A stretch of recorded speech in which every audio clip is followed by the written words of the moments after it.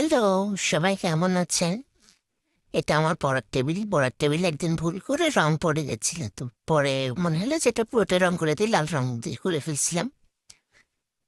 পড়ছিলাম, হঠাৎ মনে হলো যে কিছু একটা পড়ি, বিরক্ত লাগছিল, তো কি করবো ভেবে না পেয়ে ওর ওপরে রং করতে বসে গেলাম। সাদা রং হাতের কাছে ছিল, এই নামে দিকে দেখি সাদা রঙের মধ্যে লাল রং মিক্সড হয়েছে।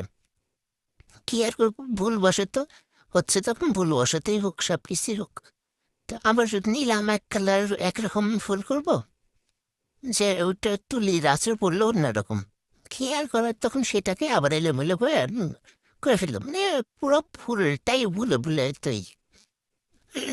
করলাম। ফুলে ফুলে মানে ভুলে ভুলে ফুলে ফুলেতে না ভুলে ভুলে ফুল তৈরি করলাম। যদিও ভালো হয় নাই, ভালো হলেই কি আর না হলেই কি, সময় না কাটা নিয়ে কথা। সময় কাটছিল না, বিরক্ত লাগছিল সন্ধ্যাবেলা। কি করবো আর, তখন বানিয়ে ফেললাম এই ফুলটা পড়ার টেবিলে। যদিও পরে ভালোই লাগছিল, যে হ্যাঁ যাক ভালোই লাগছে, ভালোই বানাইতে পারছি।